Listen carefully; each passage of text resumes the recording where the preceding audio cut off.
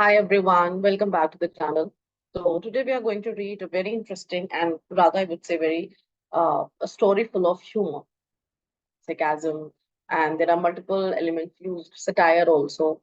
So you can say that you will find a lot of satire, a lot of humor also, both the things in this story. And the name of the story is the Tiger King. So this Tiger King is actually a king who has been named on this. Now, why he has been named and what is the story we are going to read about. The Maharaja of Pratibandhipuram. So this Maharaja we are talking about is the hero of the story. That means he's the only one who's known as the Tiger King. He may be identified as His Highness, Jamidar General, Khilidar Major, Satyavyagra Samri, Maharaj Adhiraj, Vishwa Bhuvan Samrat, Sir Jilani Jang Bahadur, MAD, ACTC, or CRCK. CRCK. Now, what are these? These are designations. Now, because he is serving many things, he's doing many things, so he has multiple names. He has multiple names based on the designations. So you only cannot say that he's the Maharaja of Pratibandhapuram. He could be Highness also. Like people even greet him with this name. They can also call him Jamidar General. So there are multiple designations because of the multiple tasks that he's performing and the multiple things he's holding. But this name is often shortened to the Tiger King. But out of all the names mentioned here, the shortest name that people call him is from the Tiger King. I have come forward to tell you why he came to be known as Tiger King. I have come forward means that today he is going to discuss. He here is the narrator of the story, someone who has written the story. So he says that I'm going to tell you today what is the reason behind him being called as a Tiger King. I have no intention of pretending to advance, only to end in a strategic withdrawal. Now, this line means that he has no intention of starting a story, then building your interest into it, and that not ending in completing the story. That means he says, I am very determined to complete everything. I mean, I will be starting the first introduction of the story, then the reason, and then the outcome. So it is not going to be that I'm only going to pretend telling you a story. I will actually tell you all the minor detail. Even the threat of a Stuka bomber will not throw me off track. So Stuka here is actually a plane which is used uh, for the for bombing the things. Bomber is again some kind of bombs which are used. So he said, even if a Stuka bomber, a plane that throws bombs on me, right? The Stuka is actually a plane which is used in the war. So he said, even if the Stuka bomber comes and throws bombs at me, I'm not going to stop telling you the story. Even then, I'm going to continue to tell you the story. The Stuka, if it likes, can beat a hasty retreat from my story. Right at the start, it is imperative to disclose a matter. Imperative means something which is essential, it is important. To disclose a matter of vital importance about the Tiger King. So he said that before I start, I want to tell you something very, very important about that king. Everyone who reads of him will experience the natural desire to meet a man of his indomitable courage. Indomitable means something that cannot be matched. Something that is very nice and that cannot be matched. So what is the writer trying to say? That wherever you will read about him, or if you know about him, you will develop a desire to meet him in person. Right now, I will tell you about him. You will make an image of him, but you will not be able to meet him personally. But it has happened that anybody who has heard about him, read about him, they had developed this natural desire to meet him. As Bharat said to Ram, about Dasrath. So, Bharat. So you remember Bharat, he actually informed Ram after when he came 14 years later to his own town that Dashrath, the father of Ram, had expired. And how did he expire? Like, how did Dashrath expire? This story was narrated by Bharat to Ram. Similarly, he is also going to tell you the story of the Tiger King. The Tiger King has reached that final abode of all living creatures. In other words, the King is dead. So abode basically means home, but final abode means, what is the meaning of final abode? Final abode means that he has been died, like he is dead. The manner of his death is a matter of extraordinary interest. It can be revealed only at the end of the tale. So, what is the narrator trying to tell you? That the manner of his death, the way he died, is actually something very extraordinary, and it will be told to you by the end of the tale. The most fantastic aspect of his demise was that as soon as he was born, astrologers had foretold that one day the Tiger King would actually have to die. Now, this is where you can say that this is a humor. The most fantastic aspect of his demise here means death, was that as soon as he was born, there were few astrologers who had foretold. Foretold means predicted. You can say already they have predicted something that one day this Tiger King would have to die. So now tell me what is something new about it. Everybody who's born, they have to die. So this is a humor used in the story. The child will grow up to become the warrior of warriors, heroes of heroes, champion of champions. But now, when the astrologers were talking about, they said that he's going to be someone incredible. He's going to be a warrior. He's going to be a hero. But then they stopped. They bit their lips and swallowed hard. That means they were resisting from saying that thing. जो उनको उसके बाद बोलना था, they were not ready to say it because that was something very difficult to speak. When compelled to continue, compelled means when they were forced. Compelled here means they were forced to speak. The astrologers came out with it. Then the astrologer said that he's going to die one day. This is a secret which should not be revealed at all, and yet we are forced to speak out. The child born under the star will one day have to meet his death. So, possibly, if you consider this line under the star, that means the location. Whenever we are born, there is a specific location of a star, then many other things can be concluded from that, which is part of astrology. We all have our stars and planets. So, the astrologer here said that anyone who's born at this location of star, they have to meet their death anytime. I mean, it could be untimely death also, in a young age also. At that very moment, a great miracle took place. So as soon as everybody heard the announcement of this, there was a great miracle. An astonishing phrase. Astonishing means surprising. Okay, something happened. Emerged from the lips of the 10-day-old Jilani Janjan Bahadur. Oh, wise prophets. Prophets here could be like saints or astrologers, etc. So now something happened. This was just a 10-day-old Jilani Janjan Bahadur. After hearing this prediction by the astrologer, he started speaking. Now, in reality, if you see, they cannot speak. A 10-day child cannot speak, but here again, it is a humor that he started speaking. Everybody stood transfixed. Transfixed means confusion, and stupefaction means shock. So they were shocked and confused both when they heard a 10-day-old child speaking. They looked wildly at each other and blinked. And wildly means that they, started moving their eyes here and there and started blinking as to what has happened. Oh, wise prophet, it was I who spoke. So people are trying to identify where this voice has come from. This 10-day child, he said that it is nobody else but me who spoke. That means he was lying on his cradle. This time there were no grounds for doubt. So things are very clear that it was him who was trying to speak. It was the infant born just 10 days ago who had enunciated the words so clearly. Enunciated means spoken or pronounced. So everybody was very shocked because he was just born 10 days ago and he was able to pronounce it very nicely. The chief astrologer took off his spectacles and gazed intently at the baby. The chief astrologer, he removed his spectacles and he saw, you can say, stare. Gaze means stare at the baby. All those who are born will one day have to die. Now, this was spoken by the baby himself, and it is the king only. The Tiger King only. He was just 10 days old. And he said that, what is new about your prediction? Anyone who's born, they have to die. We don't need your predictions to know about it. He said that this is not something that I am expecting you to predict. Predict something interesting. Now, what was his idea? There would be some sense in it if you could tell us the manner of the death. Now, see, a 10-day-old child is asking such intelligent questions, and he said that don't tell me I will die. It is known to everybody, but tell my manner of death. That means tell how I'm going to die. The royal infant uttered these words in his little squeaky voice. Squeaky means high pitch. So he was like in a very commanding tone. Again, these are all fictional things. It has no reality. The chief astrologer placed his finger on his nose. So, like when you have doubts, you start, putting your putting your finger on your nose. So, even the chief astrologer did the same in wonder. I mean, he was surprised.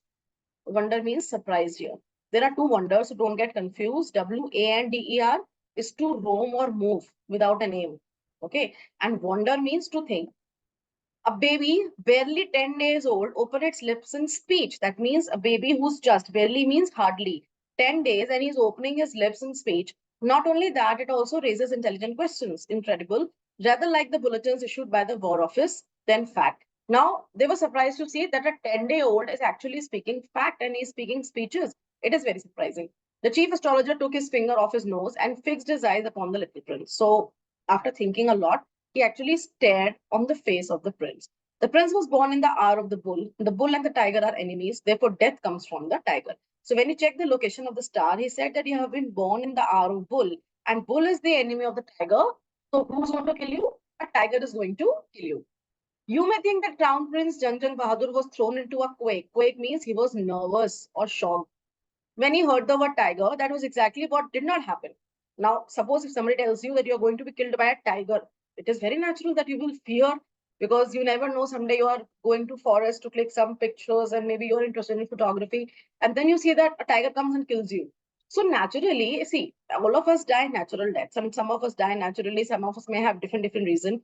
But this was a very weird reason that a tiger is going to kill you. So for anyone who would hear this, they will get shocked or they will get nervous. But the king here, Janjan Bahadur, he was not at all scared. As soon as he heard it pronounced, the crown prince gave a deep growl. Terrifying words emerged from his lips. Now, deep growl means he got really angry and he was very strong. He said, "Let tigers beware." He said, "I am not someone who's going to be afraid now, but the tigers are going to be." This account is only a rumor life in Pratibandhapuram, but with the hindsight. Hindsight means when you will see the situations are occurring. See, the story is here one word was there. Rife. Rife means a rumor which is widespread. That means people say the story in Pratibandhapuram that this thing has happened, that there was a child who was born and he was the king, or I mean he was the prince, and then the astrologers predicted his death. So these are some rumors. But now what you will get to know, just a second.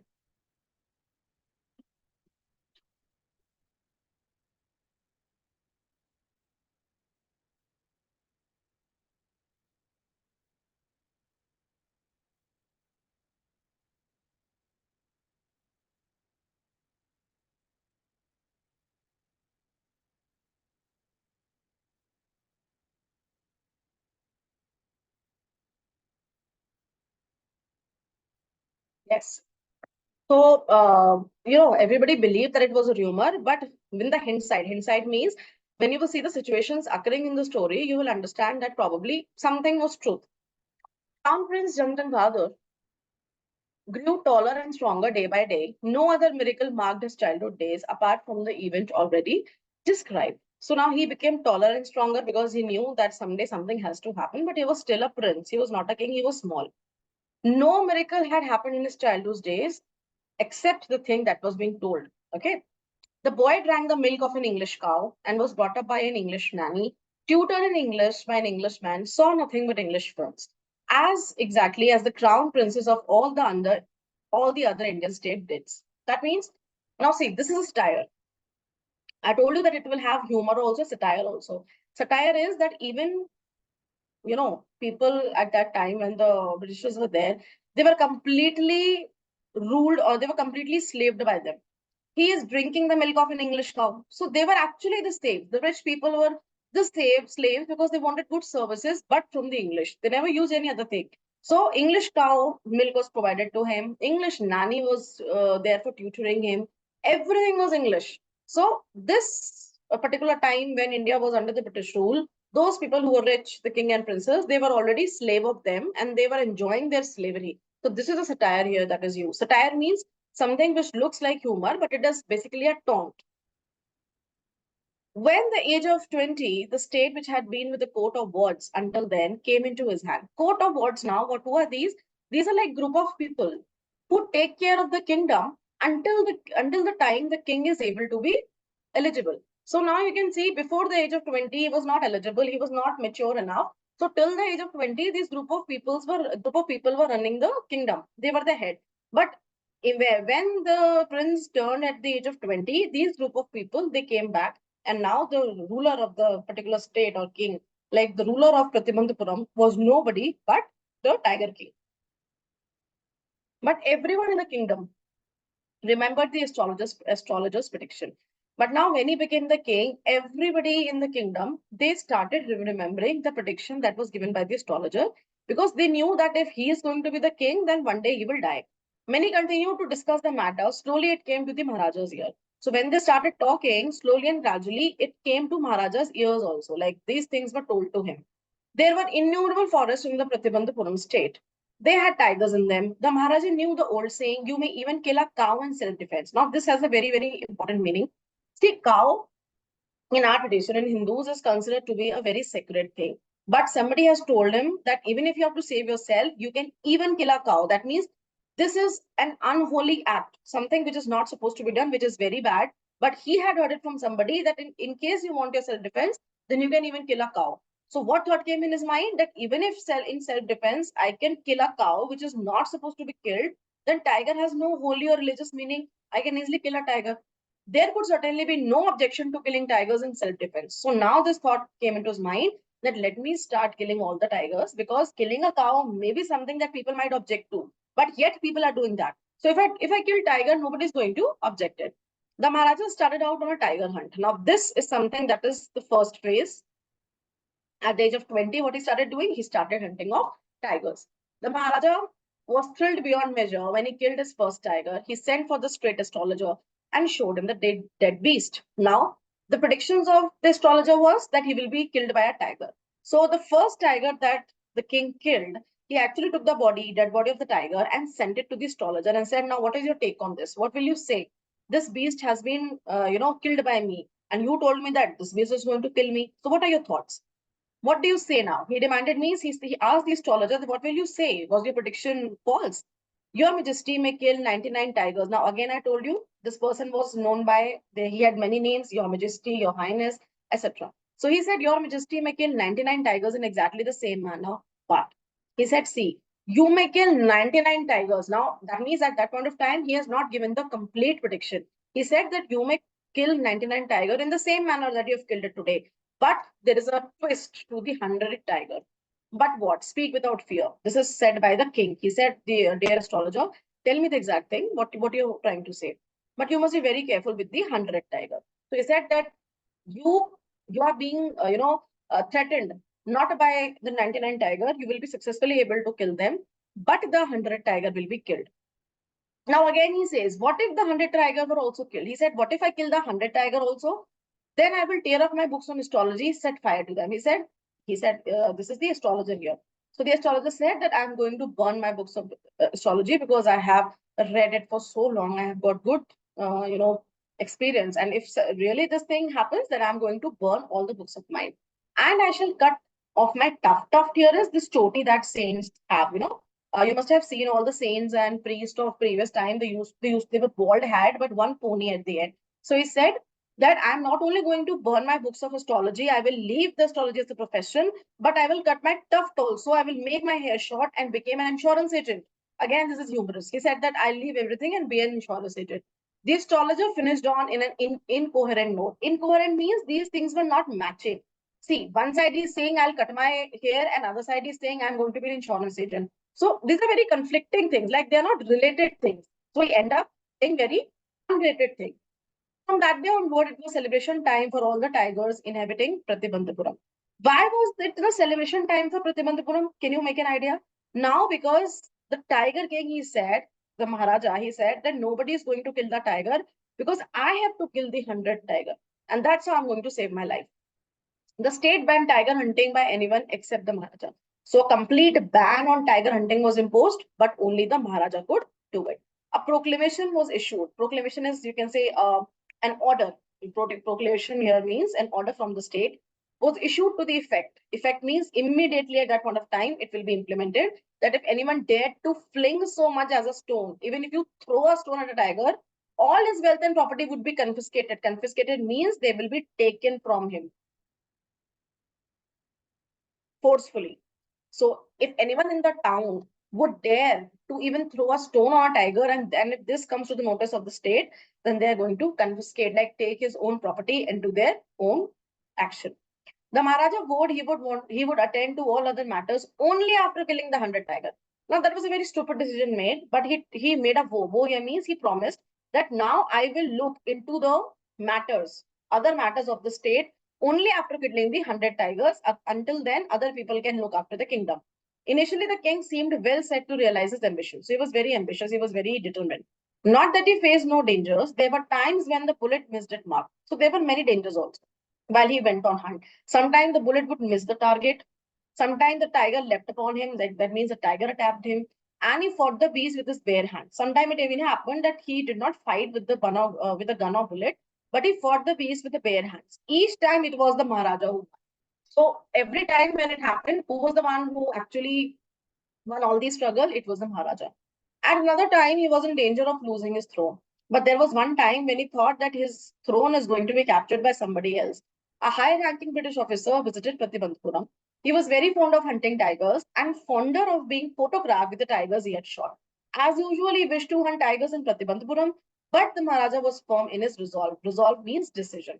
So now what happened? One day, they were again, these people at that time, they were again the British rule, because then in that ways only they were able to use English cow's milk, English newspaper, English nannies, right? So they were actually under the British rule. So one British officer, one day he entered Pratibandhupuram and he said that I want to hunt a tiger.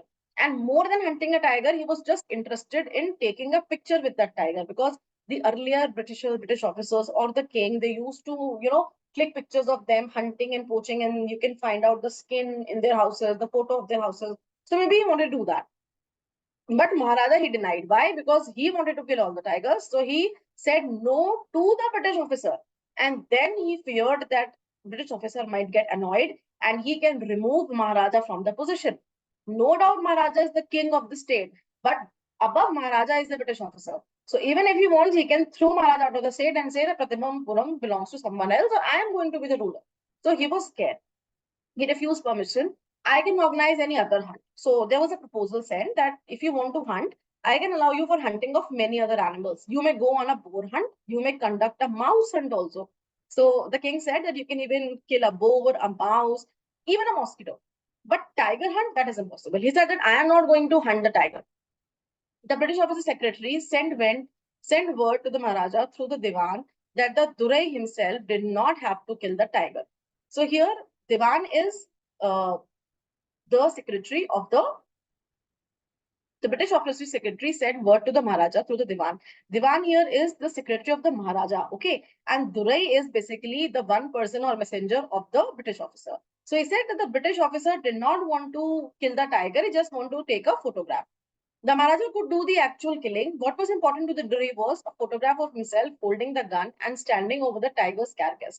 So he wanted to make clear, the messenger of the British officer, it made something very clear that we don't want to kill. The Maharaja, the British officer doesn't want to kill, he just wants a picture. And even the king can kill the tiger, he just want a picture. But the Maharaja would not agree even to this proposal. He refused this also. If he relented now, what would he do if other British officers turned up for tiger hunt? Now, what was his reason of saying no? He said that if I relent, like if I allow them, if I allow this British officer to hunt, there will be other requests also. What will I do with the other British officers? They will start coming because I allowed one officer. So he chose to not allow Richard to even click a photograph. Because he prevented a British officer from fulfilling his desire, the Maharaja stood in danger of losing his kingdom. So why he was scared of losing his kingdom? Because he stopped the British officer from achieving what he wanted. Maharaja and the Diwan held deliberations. Deliberations here means discussions. So now the Maharaja and his assistant Diwan, they held some discussions. As a result, a telegram was dispatched forthwith to a famous British company of jewelers. So one telegram from the Maharaja was sent to this jeweler in Calcutta, and they said that you have to bring us the most expensive diamond ring. Some 50 rings. So the king ordered 50 rings, but for whom? The Maharaja sent the whole lot to the British officer, good lady, wife, the wife of British officer. The king and the minister expected the Duraisani. Duraisani means the wife of the British officer. To choose one or two rings and send the rest back within no time at all. The Duraisani sent her reply, thank you very much for your gift. So it is like the Maharaja did not want British officer to come and kill the tiger. He also did not want the Maharaja to take a photo of the tiger, but what he wanted to give him an option or something else. So he and his messengers, they had a very good discussion. And what they decided? They decided that we are going to order some really expensive diamond rings and we will give it to the wife, because, females, they usually like those diamond rings. So they sent 50 diamond ring, expecting that the queen will take at least, the Duraisani will at max take 2 or 3 rings and send them back. But she kept all the 50 rings. In 2 days, a bill for 3 lakh of rupees came from the British jewelers. So now these 50 rings costed 3 lakhs to the Maharaja. The Maharaja was happy that though he had lost 3 lakh of rupees, he had managed to retain his kingdom. So now you just imagine, because of this tiger, he is actually spending 3 lakh of rupees, but still he was happy that he has saved his kingdom from losing. The Maharaja's tiger hunt continued to be highly successful. Within 10 years, he was able to kill 70 tigers. So, in 10 years, he had already killed 70 tigers. Now, he was left for 30 tigers to be killed. And then an unforeseen hurdle. Unforeseen means unexpected. Now, again, an unexpected challenge came. And what was that? The tiger population became extinct in the forests of Prithimantapuram. Who knows whether the tigers practiced birth control or committed harakiri? Harakiri here means suicide. Now, again, this is humor. What happened?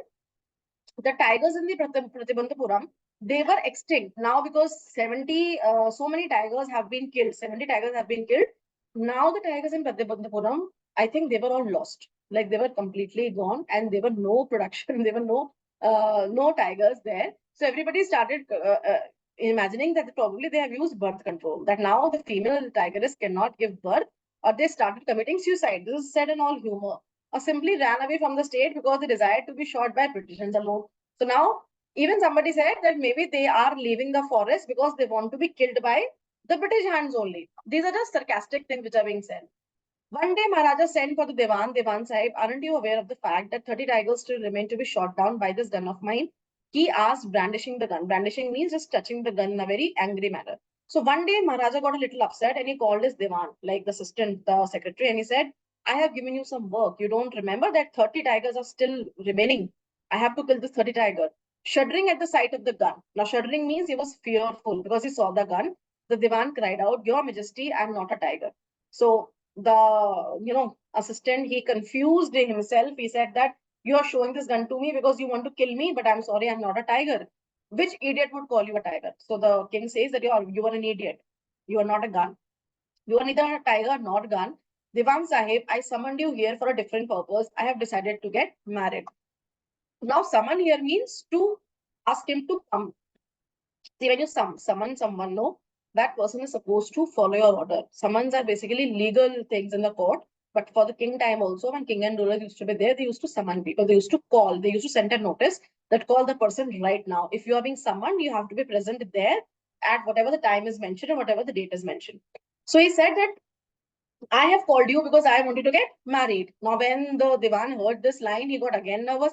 He said, Marry whom? Marry me, and that is why you have called. The Divan began to travel even more. Your Majesty, I have two wives already. If I marry you, so he said, I have already two wives. I cannot marry you. Don't talk nonsense. Why should I marry you? What I want is a tiger.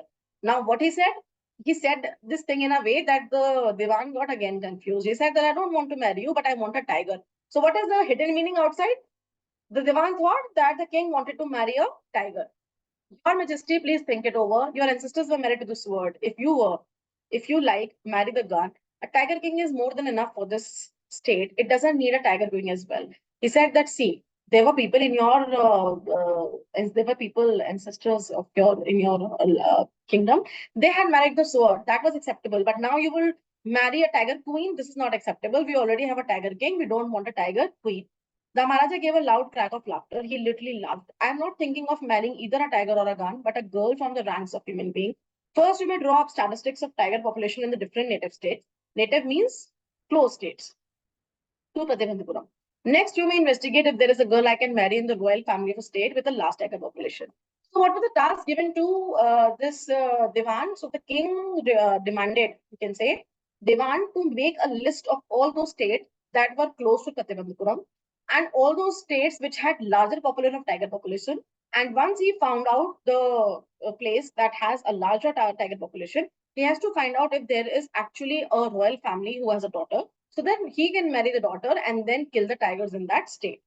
The Divan followed his orders. He found the right girl from a state which possessed a large number of tigers. Maharaja Janjan Bahadur killed 5 or 6 tigers each time he visited his father-in-law. So this was a selfish motive. He married that girl, but his hidden motive was to kill 5 or 6 tigers. In this manner, 99 tigers' skins adorned. Adorned means decorated. So in that way, he actually killed 99 tigers. Initially, he had killed 70. Now he had added 29 more and it became 99. Halls in the Pradimandhapuram palace. So these skin of the dead tigers were decorated on the wall of his kingdom. The Maharaja's anxiety reached a fever pitch when there just remained one tiger to achieve his tally of 100. Tally means counting. So now he was worried. His anxiety level rose because he had to kill one more tiger. He had this one thought during the day and the same dream at night. And that means every day, even the day and night, he used to think about it. By this time, the tiger farms had run dry even in his father-in-law kingdom. It became impossible to locate tigers anywhere, yet only one more was needed. If he could kill just that one single beast, the Maharaja could have no fears left. He could end up tiger hunting together. So now, even in the place where his father-in-law was living, there was dryness in the forest, and then there were no tigers found. But again, he had to find out one tiger, and he had no option. He felt that if he killed that 100 tiger, he will stop tiger hunting forever, and then he will have no fear. But he had to be extremely careful with that last tiger. What had the late chief astrologer said? Even after killing 99 tigers, the Maharaja should beware of the 100. True enough, the tiger was a savage beast after all. One had to be wary of it. Wary means careful. But where was the 100 tiger to be found? It seemed easier to find tiger milk. Again, it is a satire. That it was easy to find out a tiger milk, but not the tiger himself. But the Maharaja was sunk in gloom. Gloom means sadness. Now, once he was not able to find the tiger despite of his several attempts, he became sad. But soon came the happy news which dispelled that gloom. Dispelled means remove. In his own state, sheep began to disappear frequently from a hillside. So somebody informed him that in his own state there's a village, a nearby village. It's a hillside village, and in that village, sheep have been disappearing. It was first ascertained. Ascertained means sure or confirmed. Okay, ascertain means confirm that this was not the work of Khadir Mia Sahib or Birasami Naikar. Now, these two people actually they were known to eat the sheep as a meat. So everybody confirmed that if these two people are eating, these both denied that no, we are not eating the sheep. Both famed for their ability to swallow sheep whole. Surely a tiger was at work. So now everybody understood that if these two people are not eating the sheep, it is the tiger who is doing that. The villagers ran to inform the Maharaja. The Maharaja announced a 3-year exemption from all the taxes for that village and set out on the hunt at once. So when the Maharaja came to know what he was so happy that he said that now for next 3 years, villagers are not supposed to pay any taxes. This came out as an happiness because somebody informed it that there is a possibility of tiger in the nearby hillside village. The tiger was not easily found. It seems that it had as if it had wantedly hid itself in order to flout the Maharaja's will. Wantedly means intentionally. And flout means to disobey something. So it felt as if the tiger, it is basically a humor, that the king was not able to find the 100 tiger, and it looked as if the tiger had some intentions to hide. He himself wanted to hide from the tiger. It was not true, it is just assumptions. The Maharaja was equally determined, but the Maharaja was also determined he had to kill the 100 tiger. He refused to leave the forest until the tiger was found. As the days passed, the Maharaja's fury means anger, and obstinacy mounted. Alarm mounted means rise, and obstinacy means anger again. Many officers lost their job. So he started removing officers because he was not able to find out a tiger. One day, when his rage means anger, was at its height, the Maharaja called the Diwan again and ordered him to double the land tax. Now, again, see, in his anger, he was taking so many decisions which are bad. He removed the officers from their job. Next, he imposed 4 times tax, right? Here it's written here, to double the tax. Initially he said that they will not pay the tax, but now he said that he has to.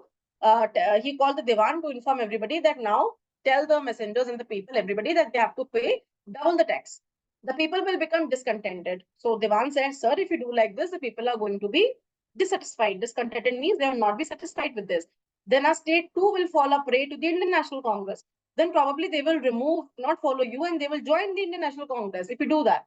In that case, you may resign from your post. Say, he said that if such things happen, then you are the Diwan, who will be held responsible for it, and you have to resign from your post. The Diwan went home convinced that if the Maharaja did not find the tiger soon, the result could be catastrophic. Catastrophic means damaging, something very dangerous. Dangerous can also be the word. So now Diwan understood that if the king will not find a tiger, he will take some very bad actions, and it is going to be dangerous. He felt life returning to him only when he saw the tiger, which had been brought from People's Park in Madras and kept it in the house. So he had a tiger, which he had called from Madras, and now it is also known as Calcutta. This Madras is now named as Calcutta.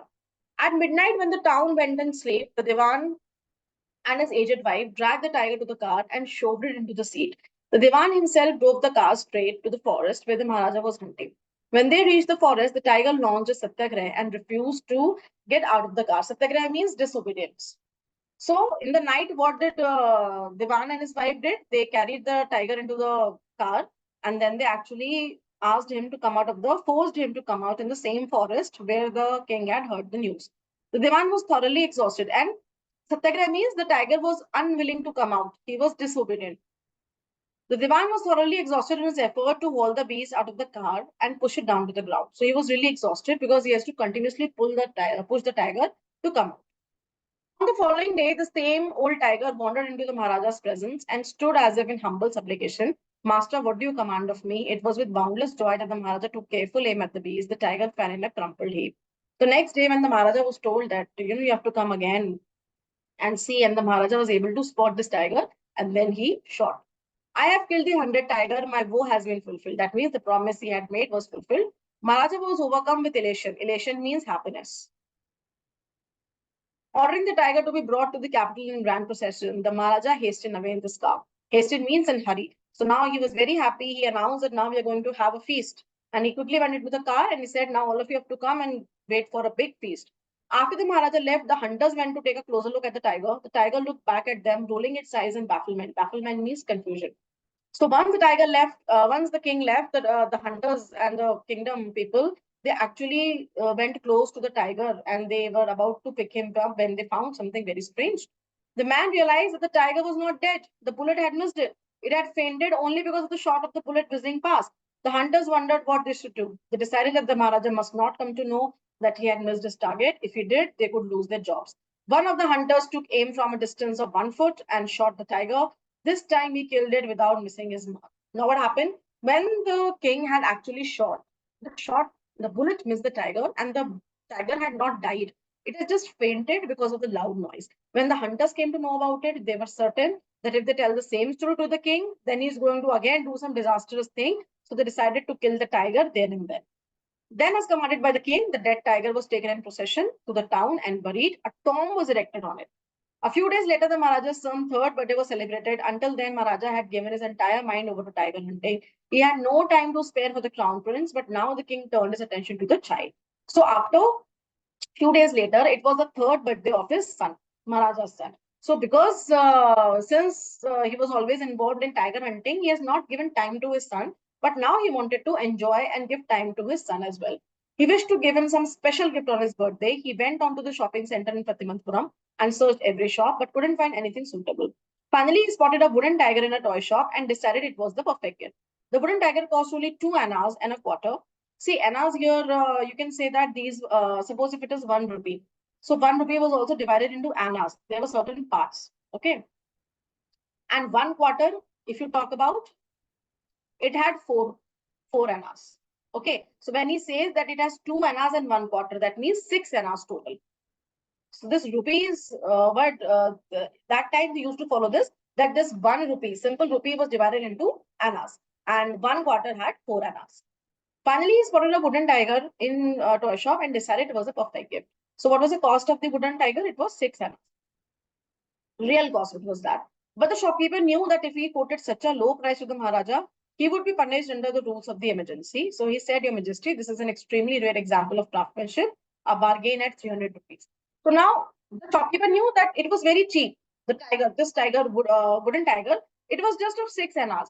But he was really scared that if he tells the king that I am selling such cheap items, the king is going to be very angry because he wanted good profit from such people. So he said the wrong amount. He said that even if you bargain, I can give you 300 rupees. Very good. Let this be your offering to the crown prince. Let this to be offering means that there was no prize given. So the king was so bad. This shows how they used to, how the kings of the time, they used to behave with such poor people. This is again a satire that even after saying a good amount, the king said that just imagine that this wooden toy is a gift from the king, from you to my son. And it took away with him. On that day, father and son played with the tiny little wooden tiger. It had been carved by an unskilled carpenter. So the carpenter who had made that wooden toy, he was an unskilled person. And then there was some problem in that toy. Its surface was rough. Tiny silver or wood stood up like poles all over it. One of those silvers pierced the Maharaja's right hand. So there was some, you can say points that were coming out. And that one of the point actually peered inside into the hands of Maharaja's right hand. He pulled it out with his left hand. So, like, suppose if there is something on my right hand and I take it out from the left hand, this is what the king did. and continued to play with the prince. So he didn't stop playing with the prince. The next day, infection flared into the Maharaja's right hand. In 4 days, it developed into a separating sore which spread all over the arm. Now, the king did not realize that simple point that had entered into the right hand, it has caused him infection. That too was severe infection. And in next 4 days, the hands actually started swelling. It was sore. Three famous surgeons were brought in from Madras. After holding a consultation, they decided to operate. So an operation of surgery was to be done. The operation took place. The three surgeons who performed it came out of the theater and announced the operation was successful, but the Maharaja is dead. Again, this is a tire for the doctors and sometimes people, the line that they say. They said that we were able to complete the operation successfully, but we couldn't save the king. The tiger king is dead. Now you see, in this manner, the 100 tiger took its final revenge upon the tiger king. See, the real tiger, 100 tiger, could not take revenge, but eventually the predictions of the king, the predictions of the astrologer became true that someday he will be killed by the tiger only. And that is something that has happened. So I hope this chapter was clear to you. Please keep sharing, subscribing, and liking my videos. Thank you.